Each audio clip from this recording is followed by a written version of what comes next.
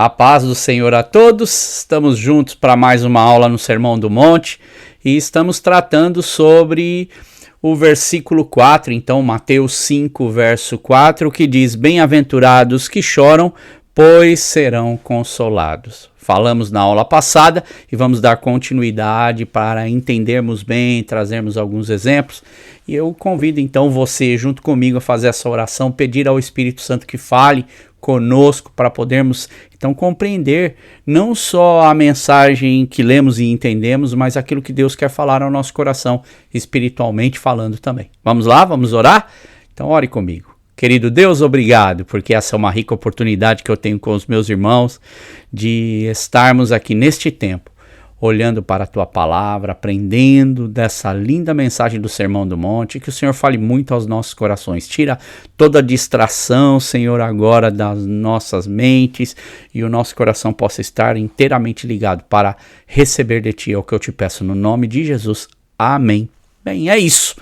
Estamos, então, dando continuidade e hoje eu queria falar sobre quais são ou quem são as pessoas atingidas ou tocadas por esse reino dos céus, onde essa bem-aventurança aqui, bem-aventurados que choram, ela começa a tomar proporções então na transformação das nossas vidas, porque o que Jesus ele está dizendo aqui, a mensagem de Jesus é: aqueles que choram, eles serão consolados. Então veja que Jesus aqui, ele traz uma solução, ele traz uma direção para estas pessoas. Então é exatamente isso que eu queria ver com você. E falando nisso, é importante nós entendermos que esse processo do trabalhar de Deus, quando olhamos, por exemplo, para esta bem-aventurança, ela começa primeiramente no nosso interior. Então hoje nós vamos olhar interiormente e exteriormente como esta bem-aventurança, então, ela trabalha nas nossas vidas e eu acredito que é bem interessante, porque olhamos para alguns exemplos na palavra de Deus e também exemplos na nossa vida, e é isso que eu quero trazer para vocês. Então, falando primeiramente interiormente, a pessoa, então, aqui que Jesus fala dessa bem-aventurança, é aquele que ao reconhecer o seu pecado e suas faltas, ele fica profundamente triste com quem ele é, e triste com o que ele vê. Então não só no lado interno, isso vai se estender para o lado externo também.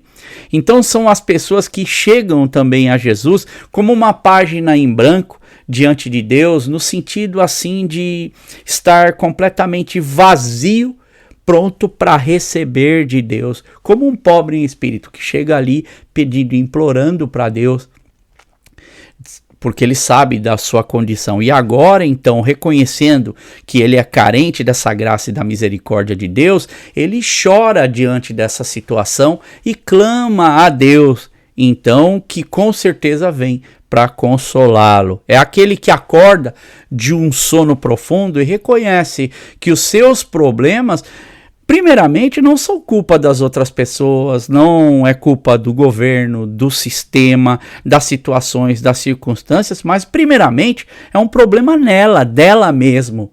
E a partir disso, entendendo ela como ser humano, ela consegue compreender que todos esses sistemas, eles são geridos por seres humanos.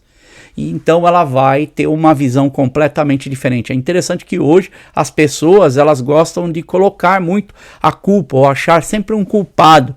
Mas, primeiramente, o grande culpado sou eu, quando eu olho a minha vida diante de Deus. E eu preciso reconhecer, então, que Deus ele tem um plano, que Deus ele tem uma solução. E Jesus ele veio nos trazer a saída para isso, para essa vida que não tínhamos esperança, estávamos desconectados com Deus e agora através de Cristo temos essa conexão com Deus. É importante nós partirmos desse princípio, porque Jesus traz essa condição espiritual. Então não jogar a culpa no sistema ou nas outras coisas, mas primeiramente olhar para nós e entendermos que por detrás de tudo isso existem outras pessoas.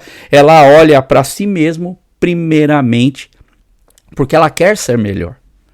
À medida que ela encontra-se com Deus, ela entende que há essa necessidade e que ela não consegue em si mesma. E, portanto, o primeiro passo é a gente clamar, a gente entender, a gente chorar diante de Deus. Ela sente a sua fragilidade, ela sabe aquilo que fez de errado, tanto consciente quanto inconscientemente, porque o Espírito Santo vai trabalhando. Estamos falando da atuação de Deus, uma atuação sobrenatural na nossa vida. Por isso que nós falamos para que quando oramos, devemos refletir, devemos pedir ao Espírito Santo que ele trabalhe, que ele fale ao nosso coração.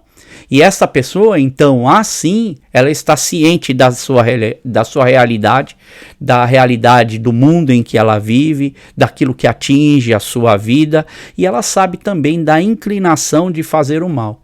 E pessoas assim, então, elas estão sempre num processo de busca em Deus e num protesto também contra si mesmas e contra essa situação que envolve o mundo, contra o pecado. Então elas estão contritas humildemente, arrasadas por essa situação, porque elas sabem o que é viver debaixo do reino de Deus e a proposta que o mundo está oferecendo. Então elas se sentem realmente contritas e elas pedem a Deus. Então elas sentem essa necessidade, elas choram diante de Deus.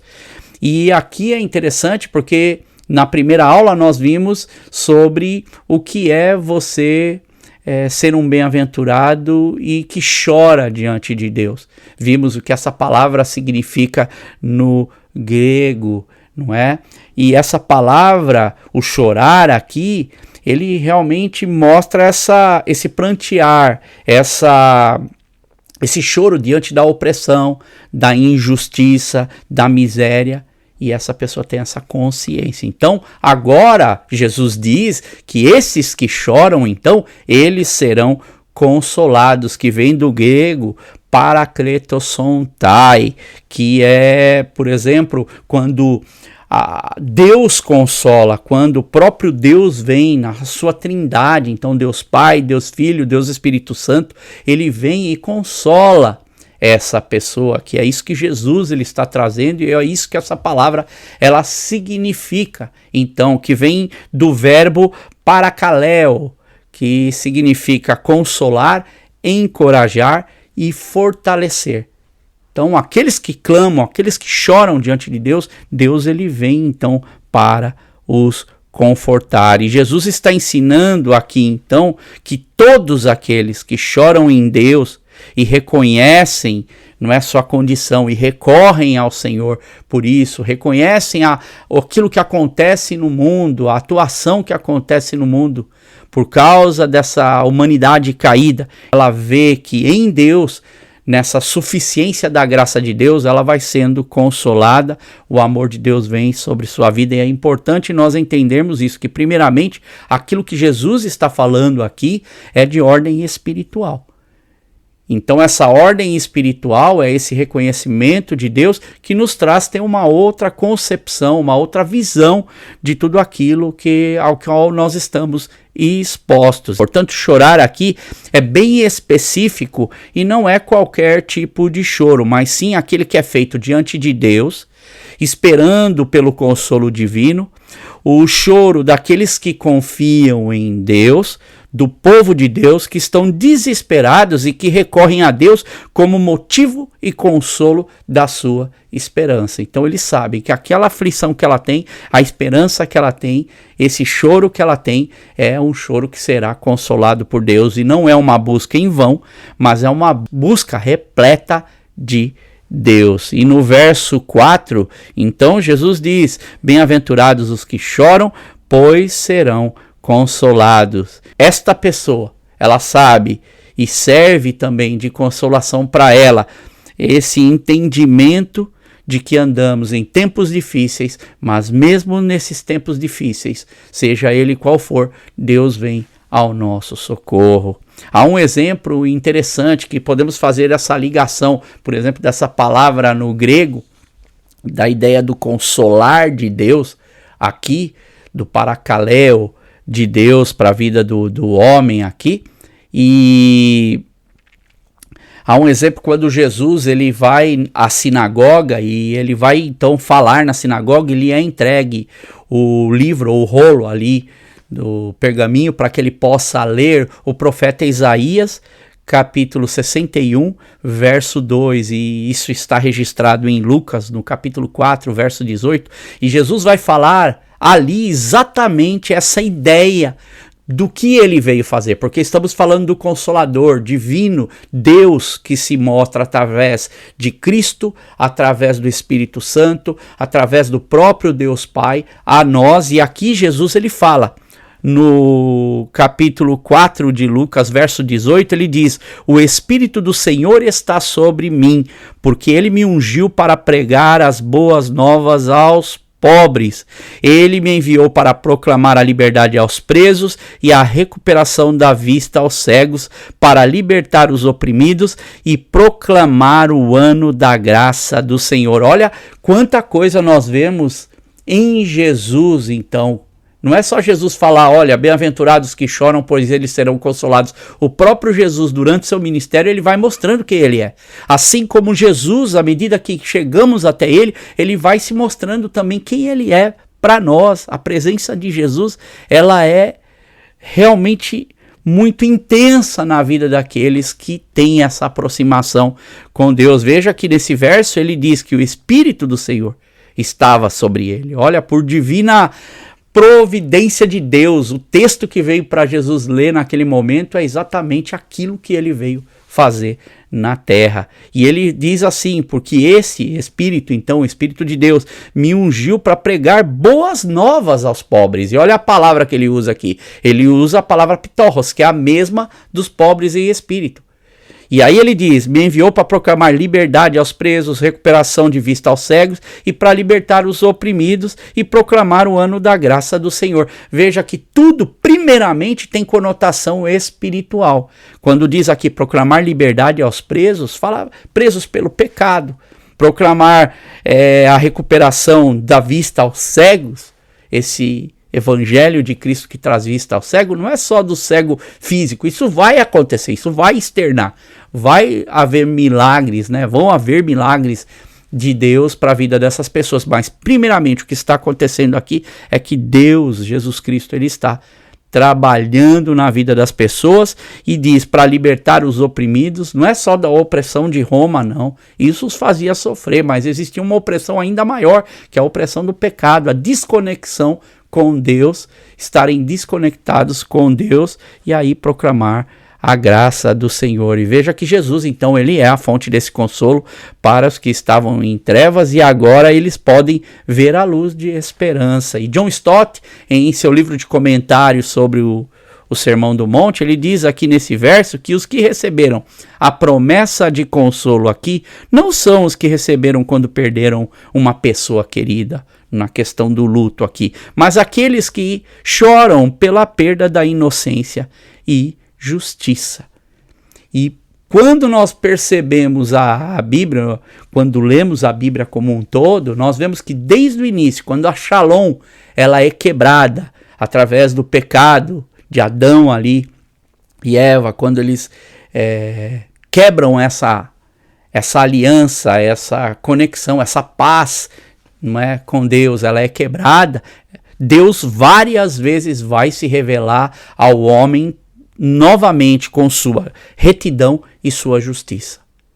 Quando temos consciência de que precisamos nos voltar a Deus, é exatamente isso. Deus vai constantemente levantar pessoas. Aí nós vamos ver quando Deus fala que iria enviar Jesus. Ali vamos ver lá para Gênesis 3, aí depois vamos ver em Gênesis 12, quando Deus traz a promessa, levanta Abraão ali, a promessa a Abraão, que as nações da terra seriam benditas, não é? Através da vida dele, da sua descendência, uma descendência que vai sendo de certo modo problemática, mas Deus constantemente vai renovando essa aliança da sua justiça, da sua retidão. Aí nós vamos para os profetas, podemos ver em Moisés também isso acontecendo, Deus levanta Moisés, Deus ali agindo, então vê que toda essa sequência, patriarcas, vemos Moisés ali, vemos os juízes, vemos os profetas, Deus falando até que então Jesus chega, mas não para por aí, os discípulos de Jesus continuam proclamando essa mensagem, uma mensagem maravilhosa que traz vida às pessoas, a mensagem de Jesus, a mensagem do Evangelho. Então nós ecoamos essa mensagem de Jesus, continuando a fazer esse processo da consolação de Deus na vida das pessoas. E é desse tipo de choro que Jesus se refere aqui. Não do luto ou da tristeza no sentido horizontal humano. Isso vai acontecer. Deus vai sempre vir ao nosso socorro quando pedimos. Mas primeiramente no sentido vertical da nossa morte espiritual com Deus, que é a primeira coisa que nós temos reatado com Deus na nossa esperança, porque o pecado ele tira isso. Então precisamos entender que o que Jesus está falando aqui nesse começo das bem-aventuranças é um foco bem espiritual, que se estende também para o foco externo, em que Jesus fala do arrependimento genuíno. E eu vou dar um exemplo nisso daí, bem interessante. E um exemplo de duas pessoas que eu, na minha vida, eu tive várias pessoas que nesse meu decorrer pastoral, elas me procuram para aconselhamentos em situações difíceis. E eu me lembro de duas em Portugal, um homem e uma mulher, que chegaram nas mesmas condições, eles tinham voltado para Deus, voltaram para o Senhor. Então o seu coração estava bem contrito diante de Deus, entenderam sua condição. Uma já era cristã há muito tempo, o outro ele era novo, convertido ainda, mas ele tinha se desviado e volta para o Senhor. E ali naquele processo então de volta a Deus, ele vem de uma forma diferente, ele entende a sua condição. Então, duas situações bem similares. E eu me lembro bem da fala deles, porque eram bem parecidas, e dizia assim, quando me procuravam no início dessa transformação, quando eles reconhecem seu pecado e eles querem voltar para Deus, e eles começam a viver uma vida bem séria. Eu estou falando de gente que vive vida séria com Deus. Há uma transformação genuína acontecendo. E eles chegaram para mim e uma vez eles disseram assim: pastor, eu não posso fazer isso contra Deus, chorando, contrito diante dos dilemas da vida que ele passava, da tentação. E tanto ela quanto ele aqui no caso não pecaram, mas eles conseguiram vencer a tentação, eles não tinham pecado. E mesmo assim eles chegaram para mim chorando, dizendo desses seus dilemas. E eu perguntei: bem, se você conseguiu vencer a tentação, por que você está chorando? Se você tem motivo para estar feliz, puxa, eu venci, eu consegui transpor a tentação, por que é que você está chorando? E tanto ela quanto ele, foi muito interessante, por isso eu trouxe esses dois exemplos, eles me responderam assim: pastor, é porque eu sabia que eu nem deveria, primeiramente, ter desejado isso, ou ter pensado nisso, de cometer esse pecado, esse desejo do pecado. Olha que interessante o que é o processo de transformação, o que é o choro diante de Deus, entendendo a nossa condição, o que o próprio apóstolo Paulo ele diz lá em Gálatas, no capítulo 5:17, que ele diz: porque a carne luta contra o espírito e o espírito contra a carne, porque são opostos entre si, para que vocês não façam o que querem. Dá para entender que essa luta nossa não é uma coisa que acabou, não, ela continua constantemente. Então esse choro não é algo que começou ou que acabou, não, esse choro é algo constante, porque nós entendemos essa nossa condição, e é Deus trabalhando por nós, e é algo muito benéfico, não é um choro ruim. Então veja que é bem diferente do outro tipo de choro. É um choro em que nós entendemos por nós, e vamos ver agora porque nós entendemos pelos outros também. E aqui então, bem-aventurados, sim, os que choram, que não é nada mal, não, pelo contrário, é muito bom. Bem-aventurados que choram, porque eles serão consolados. Porque no mundo, nem todos os que choram são consolados ou recebem consolo. Mas aqueles que em Cristo buscam consolo, e ao que Cristo se refere aqui, desses bem-aventurados, esses sim terão suas lágrimas então enxugadas por Cristo durante a sua vida, e um dia isso será realmente aniquilado da vida dessa pessoa, porque Deus, o próprio Jesus promete isso, não é? Quando ele fala com João, lá em Apocalipse, no capítulo 21, versos 4 e 5, e ali João então recebe essa promessa de Deus, essa visão tão linda que a gente tem do Apocalipse, e ali ele diz, no capítulo 21, versos 4 e 5, e ele enxugará dos seus olhos toda lágrima, não haverá mais morte, nem aflição, nem choro, nem dor, pois as coisas antigas já passaram. Aquele que estava sentado no trono disse: Vejam, eu farei novas todas as coisas. E acrescentou, escreva isso, pois essas palavras são verdadeiras e dignas de confiança. Haverá um dia que teremos as nossas lágrimas completamente limpas, mas enquanto isso não acontece, porque vivemos num mundo mau, nós precisamos diante de Deus entender que essa condição ela vive sempre cirandando as nossas vidas e a vida das pessoas. Thomas Watson, que era um pregador e autor em inglês do século XVII, ele diz: o choro carnal é aquele em que a pessoa lamenta a perda de coisas exteriores e não a perda da pureza por causa do pecado. Olha o que ele diz aqui, que nos faz entender bem. Então, pessoas que não choram por causa da sua condição ou por o que elas veem no mundo, a condição do pecado, o que o pecado traz, o que é viver debaixo do reino de Deus e o que é viver debaixo do reino do mundo, e olharmos para essas duas condições e não chorarmos diante de Deus, entendendo a maravilha que é ter o reino de Deus, o que era para ser, e como o homem desperdiça essa oportunidade e vive muitas vezes buscando as coisas do mundo, um mundo que deveria ser bom, mas por causa do homem não é. Então não são as coisas, as situações, as organizações, os sistemas, porque existem seres humanos ali e precisamos chorar por isso daí. O apóstolo Paulo, ele também mostra essa diferença entre o choro, a tristeza em Deus aqui, e o choro do mundo, lá em 2 Coríntios, no capítulo 7, versos 10 e 11, que diz assim: a tristeza segundo Deus produz um arrependimento que leva à salvação, e não o remorso. Mas a tristeza segundo o mundo produz morte. As duas diferenças são visíveis aqui. A do mundo leva o quê? Ao remorso. Então, mas em Deus, a tristeza, o choro em Deus, o arrependimento, ele leva assim à salvação. E ele continua dizendo que, vejam, quando ele fala para esses irmãos ali de Corinto, ele diz: vejam que a tristeza, segundo Deus, produziu em vocês. Olha o que ela fez com as vossas vidas. Olha. E aí ele diz uma série de coisas. Ele diz: olha que dedicação, que desculpas, que indignação, que temor, que saudade, que preocupação, que desejo de ver a justiça feita. Em tudo vocês se mostram inocentes a esse respeito. Eles tinham vários problemas, mas Paulo focaliza ali, foca naquela questão do que Deus estava fazendo. E aquilo sim é que levariam eles a não cometerem mais os erros, a viverem uma vida distante de Deus. Então que eles deveriam se apegar nestas coisas e notar o que é este verdadeiro lamento, esse choro, esse desejo de Deus ao reconhecer sua condição, levariam eles a ser. E agora, exteriormente falando, há um processo de Deus acontecendo na vida desses que choram e recebem esse consolo de Deus. Veja que as máximas do evangelho são o cuidado para com a viúva, o órfão, o estrangeiro, o pobre.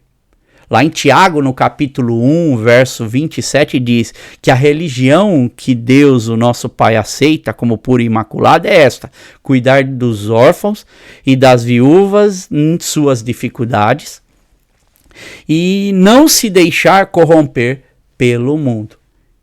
Veja que existe o cuidado com estas pessoas que são as mais vulneráveis, desde o início era assim. E existe também a outra parte, que é não se deixar corromper pelo mundo. Então, uma coisa tem que caminhar com a outra. Esse é o desejo, é o processo na vida do ser humano. E já desde o Antigo Testamento isso era falado. Por exemplo, quando vamos lá em Zacarias, no capítulo 7, versos 10 ao verso 12, que tem o subtítulo A Desobediência foi a causa do cativeiro, já desde o início Deus já falava através dos profetas na vida destes homens e mulheres que deveriam ser povo de Deus e exemplo também exterior para as outras pessoas. E ele diz assim, então, em Zacarias 7, 10 a 12, não oprimam as viúvas, nem os órfãos, nem os estrangeiros, nem os pobres, não tratem mal uns contra os outros. Seus antepassados não quiseram ouvir esta mensagem e em rebeldia deram as costas Olha o que ele diz agora: e taparam os ouvidos para não escutar, e tornaram o coração duro como pedra para não ouvir as instruções nem as mensagens que o Senhor dos Exércitos lhes enviou por seu Espírito por meio dos antigos. Era a forma que Deus atuava naquela época, levantando ungidos de Deus. E ali eles alertavam o povo, mas o que Deus diz? Que eles tapavam os ouvidos. E aqui diz, para não escutar. E então eles tornaram o coração deles duro como pedra. E esse é o problema, de quando nós não temos essa conexão com Deus, nós vamos sim tornando o nosso coração endurecido, porque não ouvimos as instruções de Deus. Então, os que choram diante de Deus, eles têm sempre essa tensão ligada com Deus, porque eles olham para tudo e eles diante de Deus clamam, eles choram não só por sua condição, seu problema, mas eles choram pelo problema das outras pessoas. Essa é uma sensibilidade muito linda no cristianismo, dentro do corpo de Cristo que nós devemos ter, e o que tem faltado muitas vezes hoje na vida de muita gente, porque desde da lei aqui em Deuteronômio, Deus já havia, por exemplo, entregue no Antigo Testamento a eles esse cuidado, então, mas infelizmente muitos não davam ouvido a isso, e por causa disso eles padeciam, esse coração ia sendo endurecido.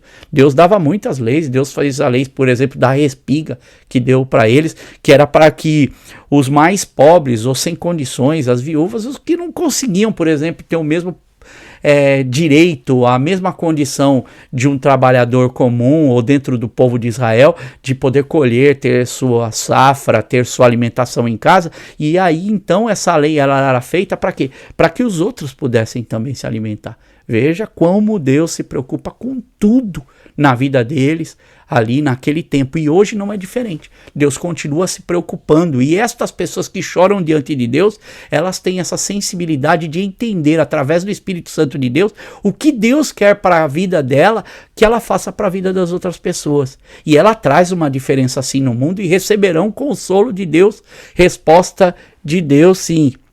Porque é aquele que é transformado por Deus, aquele que chora não só por si, mas também pelos outros, não só por sua causa e sua condição, mas também pela causa dos outros, o destino eterno, ou até mesmo pela nação que vive hoje dentro desse mundo, onde é um mundo de maldade, de guerra, um mundo afastado de Deus, pessoas que estão se distanciando desta eternidade com Deus, deste evangelho de salvação de Deus, e por isso nós nos sentimos Deus. Não é isso que nós queremos que as pessoas sejam salvas, então elas choram diante de Deus. E assim nós fazemos quando temos na nossa família pessoas que não acreditam em Deus, e nós sabemos como é bom nós termos Deus, e nós lutamos por uma vida, lutamos por uma situação na nossa casa, lutamos pela conversão, lutamos pelo agir de Deus na nossa família, e assim fazemos dentro da igreja e em tantos outros lugares.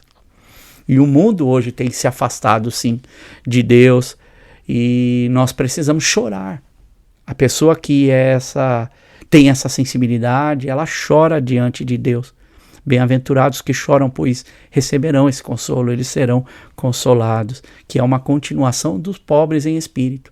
Nós entendemos a nossa condição diante de Deus, e nós nos chegamos a Deus, não só por nós, mas nós nos achegamos pelos outros. E uma das questões também que me chama assim muito a atenção e me dói muitas vezes o coração, é de ver como as nossas crianças hoje, elas estão tão desconectadas com as coisas de Deus em muitos aspectos.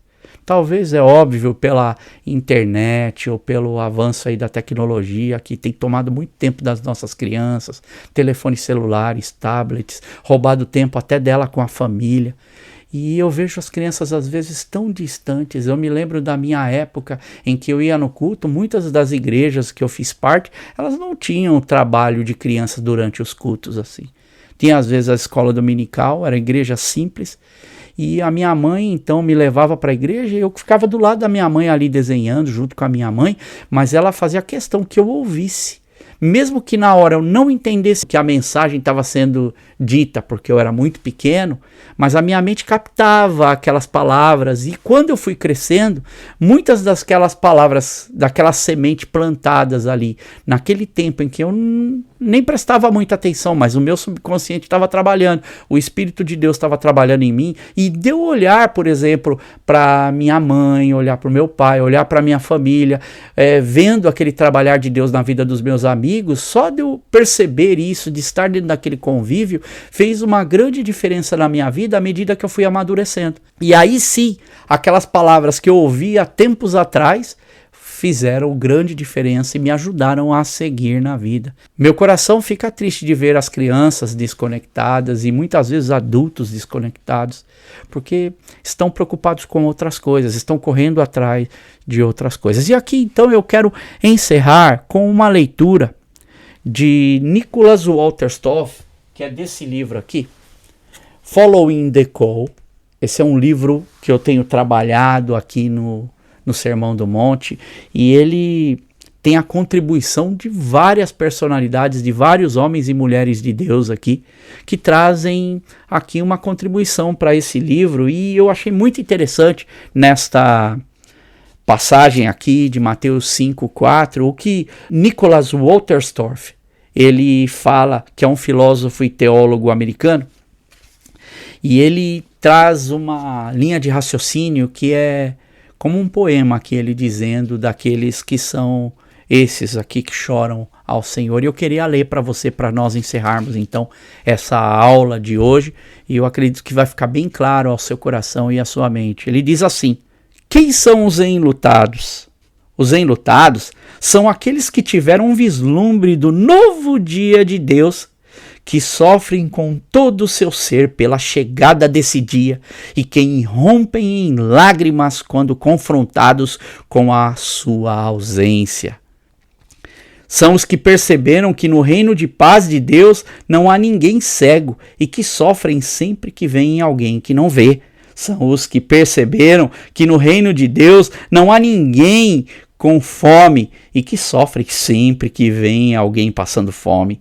São aqueles que percebem que no reino de Deus não há ninguém falsamente acusado, e que sofrem quando vem alguém preso injustamente. São aqueles que perceberam que no reino de Deus não há ninguém que fale em ver a Deus, e que sofrem sempre que vem alguém incrédulo. São os que percebem que no reino de Deus não há ninguém que sofra opressão, e que sofre sempre que há um espancamento acontecendo. São aqueles que percebem que no reino de Deus não há ninguém sem dignidade, e que sofrem quando vem alguém tratado com indignidade. São aqueles que percebem que no reino de Deus não há morte nem lágrimas, e que sofrem sempre que vem alguém chorando cicatrizes por causa da morte.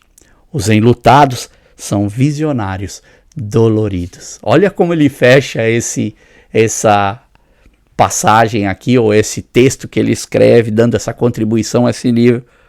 Os enlutados são visionários doloridos. Irmãos, seja um visionário dolorido. Seja um bem-aventurado que chora.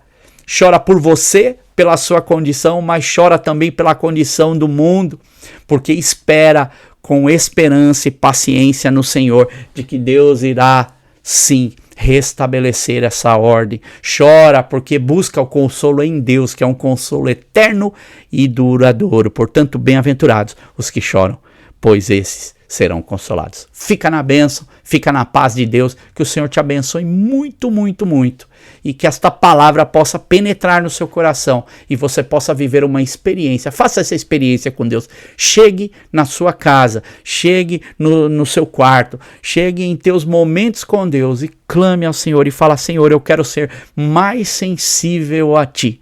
Deus, eu quero ter mais da Tua presença. Deus, eu quero experimentar mais daquilo que o Senhor tem para os seus discípulos, para aqueles que creem. E confie em Deus, porque Deus há de trazer consolo e resposta. Fica na graça, fica na paz do Senhor.